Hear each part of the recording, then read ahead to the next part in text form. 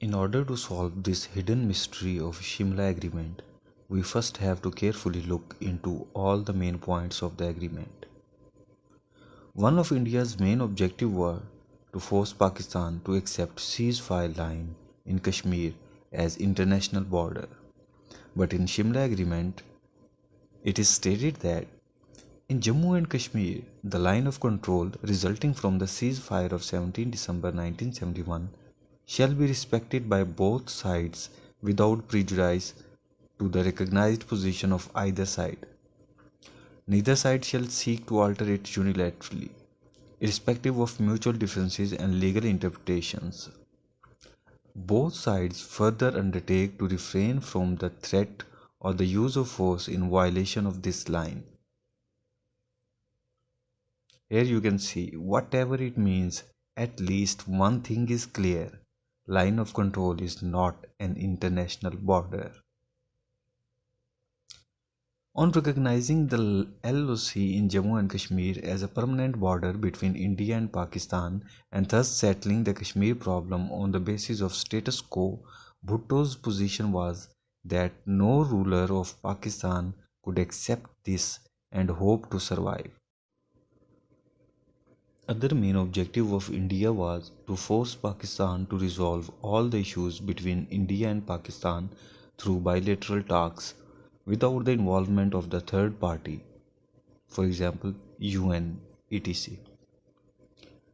But in the agreement, it is stated that the principles and purposes of the Charter of the United Nations shall govern the relations between the two countries, and that in accordance with the Charter of the United Nations, they will refrain from the threat or use of force against the territorial integrity or political independence of each other.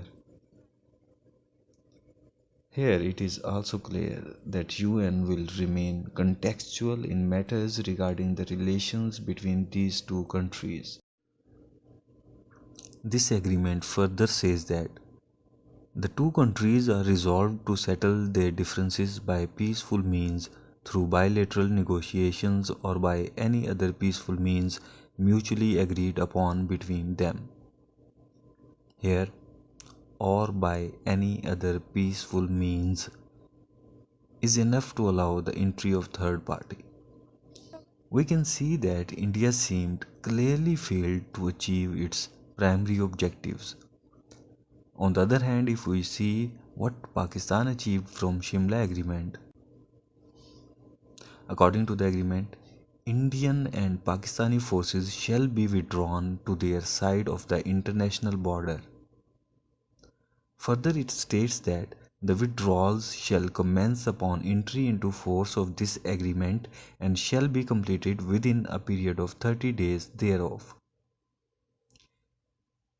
Now here we can clearly see that Pakistan achieved its primal objective: immediate withdrawal of Indian forces from the Pakistani territories occupied by the Indian forces during the conflict.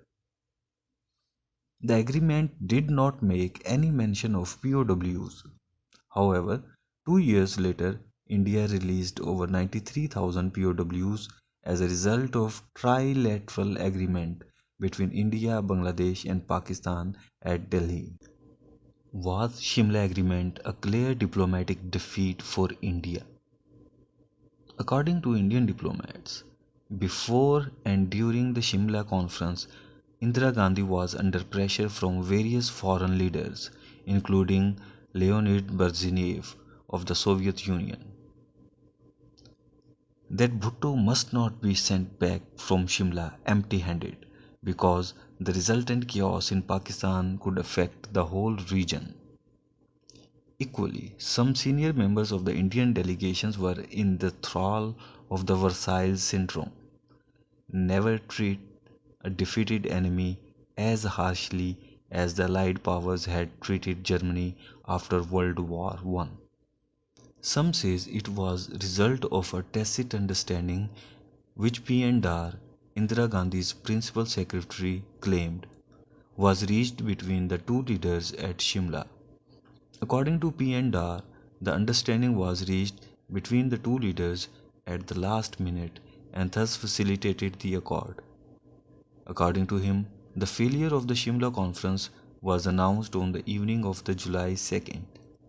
However, Bhutto suggested after a dinner hosted from him by Gandhi that the two of them should make a last-ditch effort to break the deadlock.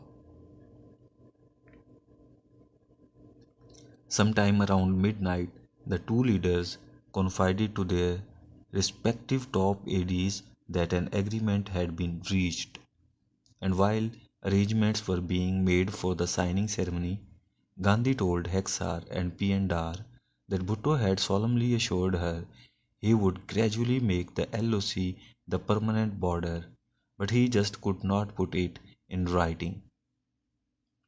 P. Dar demurred when Gandhi informed only Hexar and him what had transpired. This visibly annoyed her. Hexar signaled to him to leave the room. Even so, many continue to wonder till today how India's most clear-eyed and hard-headed Prime Minister was taken in by Bhutto's sweet talk and false vows.